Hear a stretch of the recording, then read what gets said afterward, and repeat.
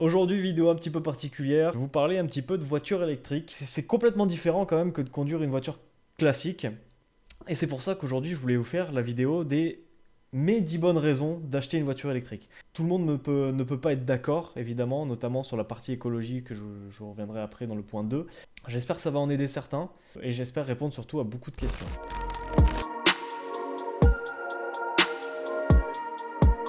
Alors, premier point, c'est évidemment les économies de carburant énormes qu'on fait avec une voiture électrique. À titre d'exemple, je vais prendre les 10 000 premiers kilomètres d'une voiture classique et une voiture électrique.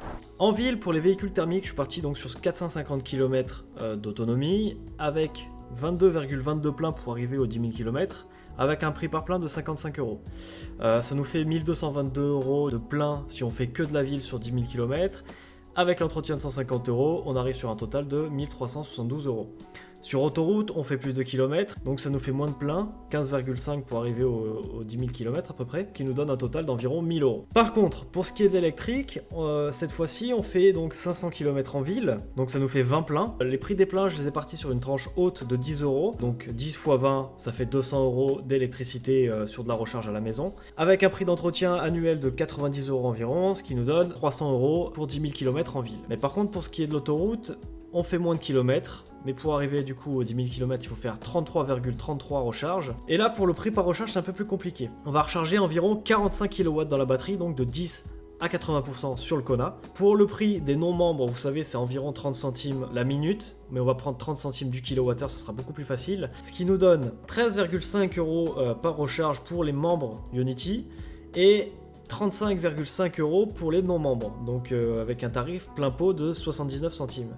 Ce qui nous donne 450 euros de frais d'électricité en faisant que de l'autoroute et 1183 euros pour les non-membres du consortium Ionity. Avec un entretien toujours de 90 euros, ce qui nous donne 540 euros de plein d'électricité sur Ionity uniquement pour les membres et 1273 euros pour les non-membres. Du coup, pour récapituler, vous voyez qu'en ville, il y a vraiment une énorme différence avec un véhicule thermique. Pour ceux qui sont exclusivement en usage ville ou en mixte, un peu d'autoroute, un peu de ville, etc. Là, ça vaut vraiment le coup de partir sur une voiture électrique financièrement. Par contre, si vous êtes quelqu'un qui fait uniquement de l'autoroute, je vous conseillerais absolument de partir sur une Tesla ou un véhicule du consortium Ionity.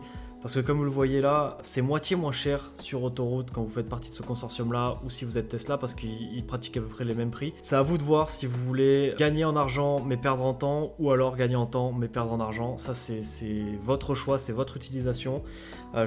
Franchement, je vous déconseille absolument de partir sur un véhicule type Peugeot, type Fiat, type n'importe quoi. C'est pas des véhicules qui sont faits pour faire de l'autoroute de toute façon.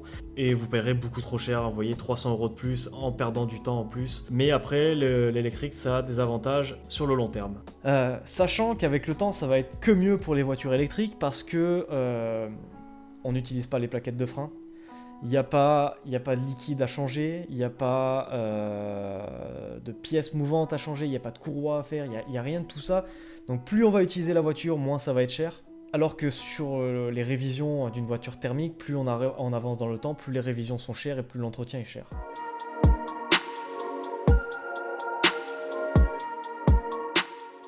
En second point, pour avancer un peu plus vite dans la vidéo, on va parler de l'écologie. Alors là, c'est un point, je sens que ça va débattre dans les commentaires, mais je suis là pour y répondre avec plaisir. Tout ce que produisent les humains, c'est pas écologique. Voilà, à part si vous trouvez un bout de bois dans la forêt, voilà, ça c'est écologique. Mais par contre, il y a des choses qui le sont plus que d'autres, forcément, et c'est là que rentrent les voitures électriques par rapport aux thermiques. Et je vais vous le prouver par un reportage qui s'appelle À contresens, qui a été réalisé en 2 ans, donc c'est pas un reportage qui a été fait à la va-vite, comme ça, par des journalistes en une semaine. C'est un reportage vraiment qui est poussé, ils sont allés sur le terrain, ils sont allés voir, et ils ont remarqué en fait que tout ce qui était sorti de la plupart des articles, c'est complètement faux en fait. Et avant de dire qu'ils ont été financés par les lobbies de l'électrique, ce qui n'existe pas, ça a été du financement uniquement participatif. Ils ont tout fait avec leurs propres moyens, donc ils n'avaient aucun intérêt à défendre la voiture électrique si c'était pas écologique en fait. Et ils ont eu plusieurs points en fait. Donc le premier point, c'est qu'il n'y a pas de terres rares dans les batteries des voitures électriques. Ils ont démonté intégralement donc une Renault Zoé et une Fiat Punto, donc qui sont des voitures qui sont extrêmement vendues. La Renault Zoé, je rappelle, c'est la voiture électrique la plus vendue, ou peut-être les Tesla sont passés devant, mais c'est une des voitures les plus vendues. Et ils ont trouvé aucune trace des terres rares dans une batterie de Zoé. Alors que dans le pot catalytique d'une voiture thermique, il y en a plein. Donc c'est-à-dire que dans toutes les voitures thermiques, les terres rares, il y en a. Hop, je fais une petite pause pour clarifier les choses sur les terres rares d'ailleurs. Les journalistes utilisent le mot terres rares pour parler du lithium, du cobalt, du nickel, du manganèse, etc., etc. Mais ça, c'est pas des terres rares. Il n'y a que le cobalt à la limite qui a un peu de rareté. Mais les terres rares, c'est ça. C'est ce qu'il y a sur ce tableau périodique. Et ça, on n'en trouve absolument pas dans les batteries des véhicules électriques.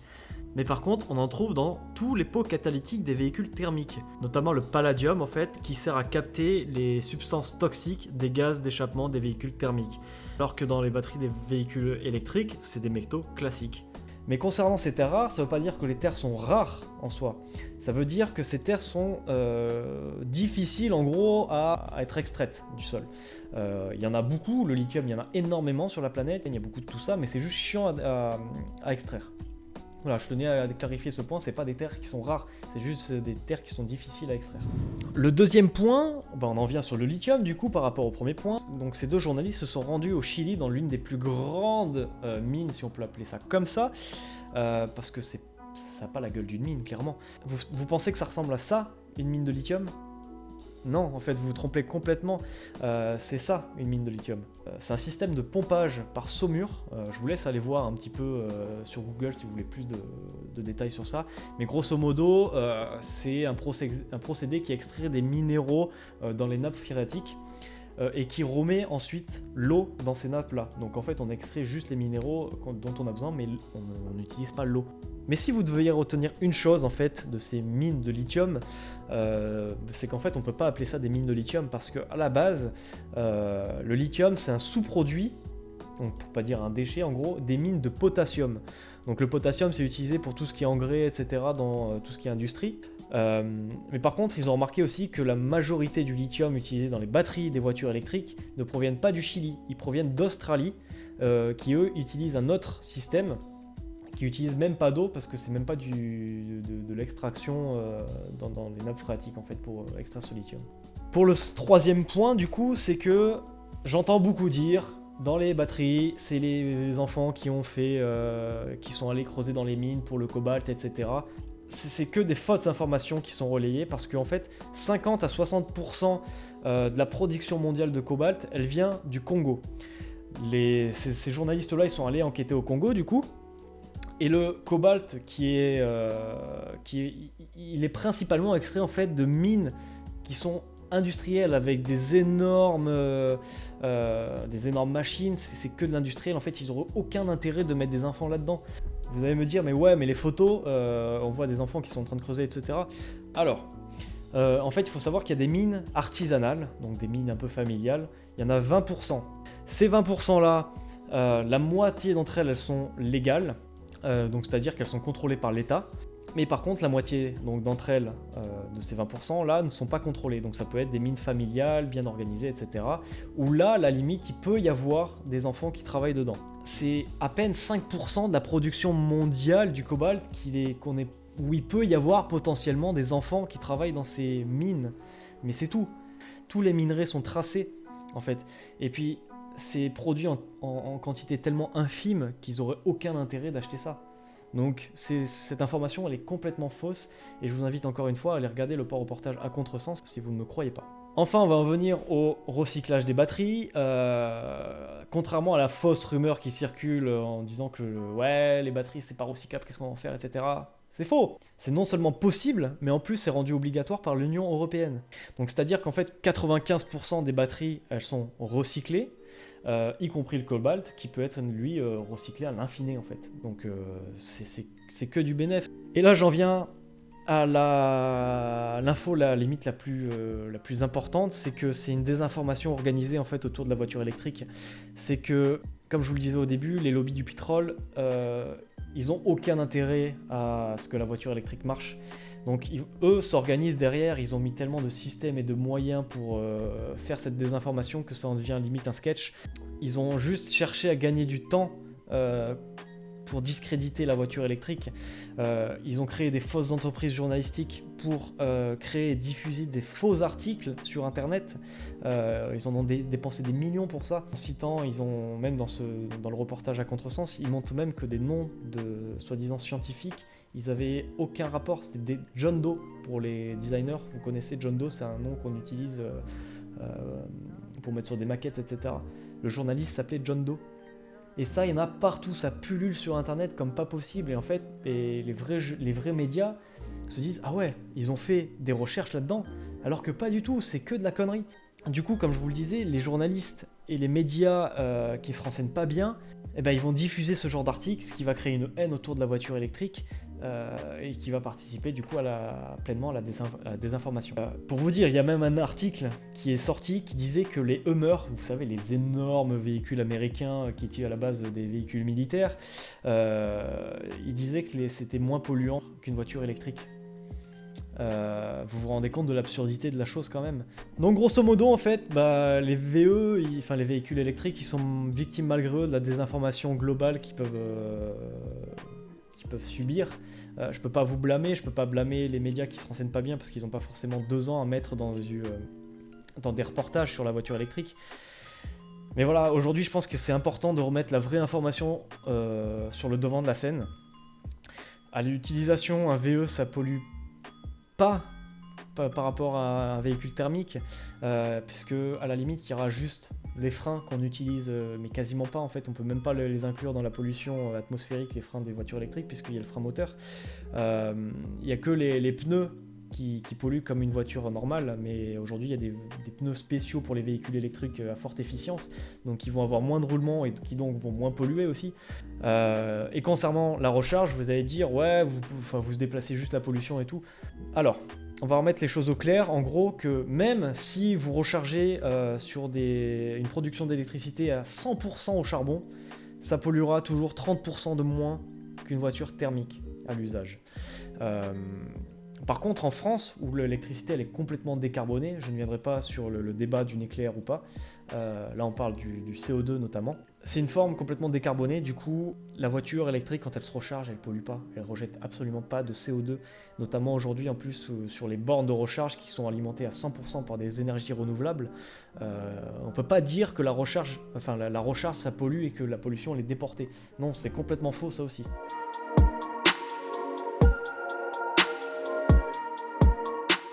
Maintenant, on va en venir au 3e point. Du coup, je suis désolé, c'est une vidéo assez longue, mais c'est très important pour moi de la faire. Il n'y a pas d'entretien sur une voiture électrique.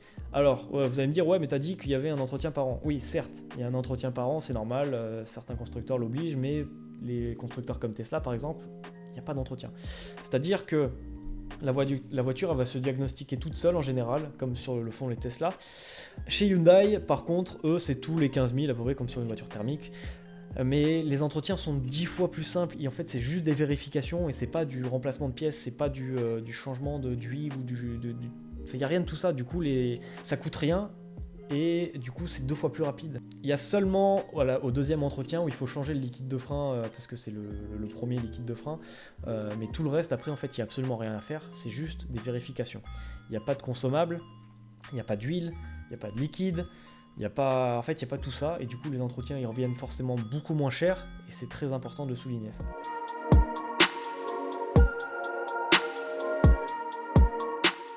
Un autre point aussi qui est super important, c'est l'assurance. L'assurance est beaucoup moins chère chez les voitures électriques, puisque les conducteurs sont en général considérés comme plus zen. Elles sont moins accidentogènes parce qu'il y a moins de voitures électriques d'ailleurs aujourd'hui sur nos routes, et c'est normal. Mais c'est surtout qu'ils ont une conduite plus cool. D'ailleurs, il y a beaucoup d'assurances qui mettent en place des campagnes d'assurance spéciales pour les voitures électriques, en proposant des rabais. À la Massif, je paye 55 € par mois en formule Excellence, donc la formule la plus haut de gamme en fait qui existe à la Massif. Pour moi, un Kona qui a 204 chevaux, je le rappelle.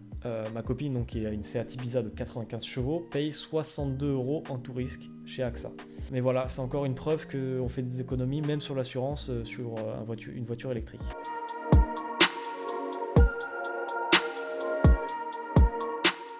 Alors, autre point maintenant, comme je le disais juste avant pour l'assurance, c'est qu'on a une conduite beaucoup plus zen. Alors, je suis pas hyper bien placé pour vous dire ça parce que en voiture j'ai une conduite plutôt zen, contrairement en moto. Mais c'est fou en fait à quel point l'absence de bruit, l'absence de vibration, l'absence du moteur en fait qui vous donne envie d'accélérer, de faire des trucs qui vous énervent, etc. Ça vous rend plus zen, ça vous rend plus cool sur la route en fait, tout simplement. Il n'y a pas de passage de rapport. En fait, même dans les bouchons, le fait de ne pas avoir à embrayer, etc., c'est 10 fois plus zen. Essayez une voiture électrique et vous comprendrez, en fait, vous êtes sur un petit nuage. Et quoi qu'on en dise, en fait, leur facilité d'utilisation, leur confort, ça joue énormément sur notre comportement, malgré en fait qu'on ait des performances en fait qui peuvent défoncer des GTI, hein, clairement.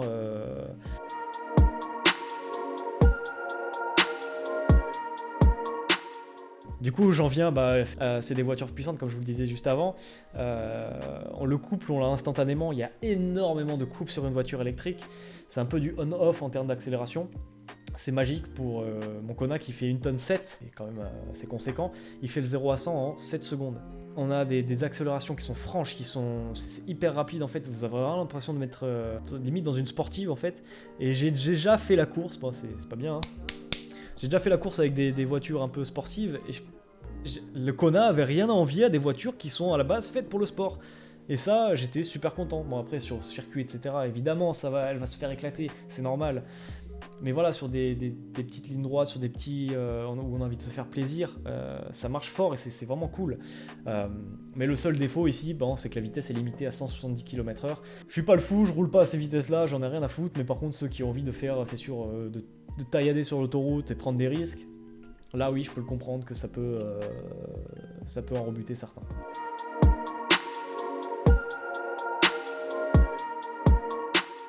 On en vient au point encore de l'argent, c'est de moins en moins cher à l'achat.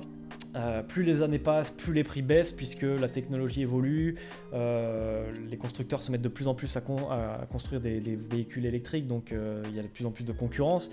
Regardez la Model 3, elle a perdu 10 000 €. Vous pouvez toucher une Model 3 SR Plus maintenant à 36 000 balles. La technologie des batteries, elle va s'améliorer d'année en année, notamment avec les batteries qui vont être sans lithium, donc elles vont être plus efficientes, plus faciles à recharger, moins chères, moins lourdes. Donc dans quelques années, les voitures électriques, ça va être juste, ça va être une nouvelle ère de la mobilité au niveau de l'automobile.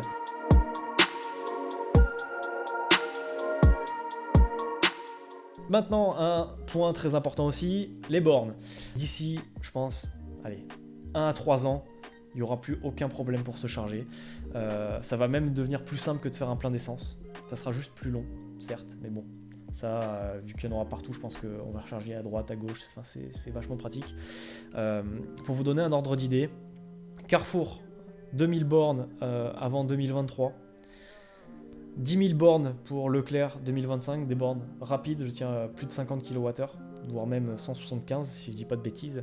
Ionity qui est en déploiement, qui en déploie juste de partout, clairement, on peut faire un trajet Toulon-Strasbourg sans aucun problème aujourd'hui, parce qu'il y a Ionity.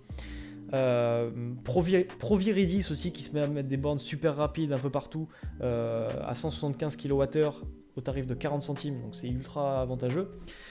Casino qui met des bornes ultra rapides aussi, je pense notamment à Montpellier où ils en mettent 6 qui sont équivalentes à des Ionity qui vont coûter que dalle. Voilà, ça va juste devenir ultra simple de se charger quand on partira en vacances. D'ailleurs, je vais faire une vidéo très prochainement sur un trajet de 500 km. Mais voilà, aujourd'hui, je suis complètement d'accord avec vous, il n'y en a pas assez de bornes ultra rapides. Mais elles doivent doubler, voire tripler, voire quadrupler aujourd'hui, le jour où il y a la moitié du parc qui est en électrique, qui n'a aucun problème en fait pour se charger. Mais voilà, je pense que ça va dans le bon sens, clairement. C'est un peu lent, on est la France, hein, vous voyez avec le vaccin pour le Covid, c'est jamais facile la France. Mais ça va dans le bon sens.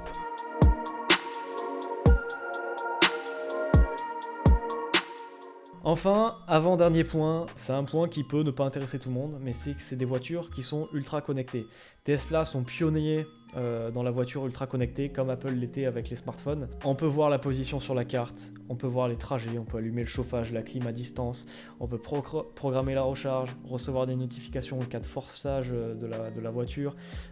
Tesla, il vous fait le trajet, il y a tellement de choses qu'on peut faire sur une voiture électrique en fait. Les utilisateurs comme moi qui sont un peu geeks, clairement c'est c'est trop bien. On a un avantage inconsidérable par rapport aux voitures thermiques. Rien qu'en été, rien que le fait de pouvoir mettre la clim 10 minutes avant de rentrer dans la voiture, c'est juste le feu, avouez. C'est le feu, on peut pas le faire sur une thermique ça.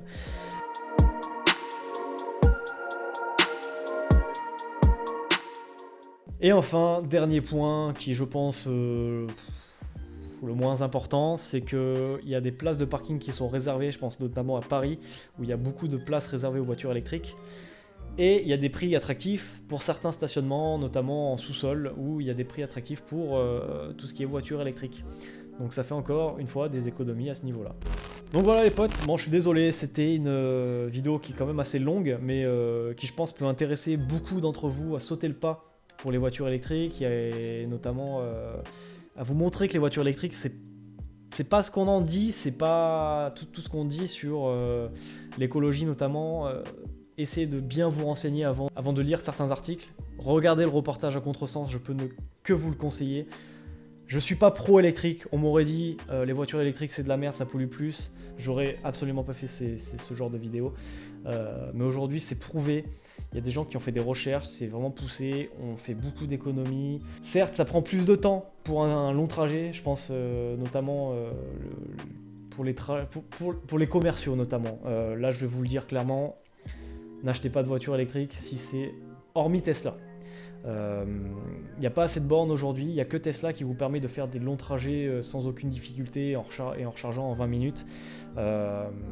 Les commerciaux qui font voilà, 5 000, 10 000 km par mois, j'abuse clairement, mais voilà, là je vous conseillerais, partez sur un diesel, certes c'est beaucoup mieux pour vous. La voiture électrique elle n'est pas faite pour tout le monde aujourd'hui, mais pour ceux qui font même 4 000, 5 000 km par mois, ça peut être intéressant de voir une alternative Tesla. Je vois beaucoup de taxis aussi qui se mettent en Tesla. Ils ont un rapport qualité-prix qui est juste immense par rapport à une voiture thermique, pardon. Évidemment, c'est pas fait tout pour tout le monde. Il y a aussi des désavantages d'avoir une voiture électrique, mais ça sera dans une prochaine vidéo. Mais voilà, n'hésitez pas à me faire vos feedbacks dans les commentaires, et puis j'aurai beaucoup de plaisir à vous répondre. Portez-vous bien les potes, et je vous dis à la prochaine pour une prochaine vidéo. Ciao, ciao!